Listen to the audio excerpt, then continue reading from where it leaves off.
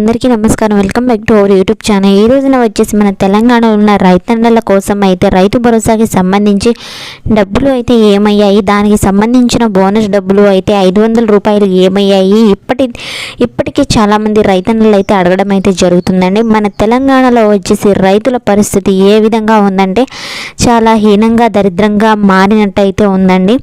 హామీ ఏదైతే ఇస్తున్నారో హామీ ప్రకారం అయితే వారు నిలబడటం లేదని, అదేవిధంగా రైతు భరోసా నిధులను విడుదల చేస్తామని చెప్పడమే కానీ వారు రైతుల కష్టాలను చూసి కూడా కనీసం రైతు బంధు నిధులను విడుదల చేయకపోవడం వల్ల చాలామంది రైతన్నలు అయితే ప్రభుత్వం మీద అయితే మండిపడుతున్నారండి.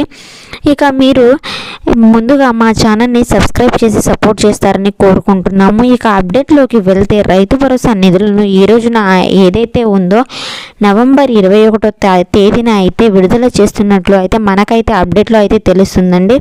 అదేవిధంగా రైతు భరోసా నిధులను ఎకరానికి వచ్చేసి 6,000 చొప్పున, రెండో పంటకి వచ్చేసి 6,000 చొప్పున చూసుకుంటే 12,000 రూపాయలు అయితే మన అకౌంట్లో అయితే రావడం అయితే జరుగుతుందండి.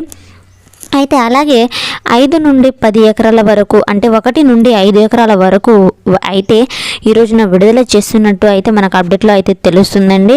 ఇప్పటి వరకు మన రాష్ట్రం వ్యాప్తంగా 1.52 లక్షల ఎకరాలు ఉంటే దానిలో రాష్ట్ర ప్రభుత్వం దాదాపు 56 లక్షల ఎకరాల వరకు మాత్రమే రైతు భరోసా నిధులను అయితే ఇవ్వడం అయితే జరుగుతుందండి. మిగతా వారికి వచ్చే నెలలో పూర్తి చేస్తామన్నట్టు మన తుమ్మల నాగేశ్వరరావు గారు అయితే చెప్పడం అయితే జరిగిందండి. అలాగే కొంతమందికి రైతు భరోసా ఎందుకు రాలేదు అంటే ఉన్న భూముల కంటే ఎక్కువ భూములు ఉండటం వలన వారికి అయితే రైతు భరోసాకి సంబంధించిన డబ్బులు అయితే రాలేదండి. ఉదాహరణకి ఒక సర్వేలో సుమారు 5 ఎకరాలు ఉండాలి, కానీ అందులో 5 ఎకరాల 5 కుంటలు ఉండటం ఆ సర్వేను బ్లాక్ చేస్తున్నట్టు ప్రభుత్వం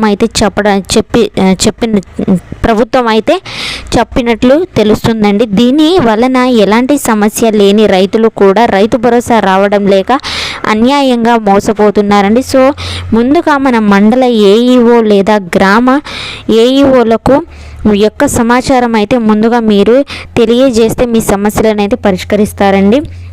మీరు ఎలాంటి బాధలు అయితే పడాల్సిన అవసరం అయితే లేదండి. ఎందుకంటే ఈ రోజున ఖచ్చితంగా రైతు భరోసా నిధులు అయితే రావడం అయితే జరుగుతుందండి. అలాగే రైతు భరోసా రాని వారు మీకు ఇబ్బంది ఉంటే మన ఛానల్ కింద కామెంట్ రూపంలో అయితే తెలుపగలరు. అలాగే మరిన్ని అప్డేట్స్ కోసం మా ఛానల్ని సబ్స్క్రైబ్ చేసి సపోర్ట్ చేస్తారని కోరుకుంటున్నాము.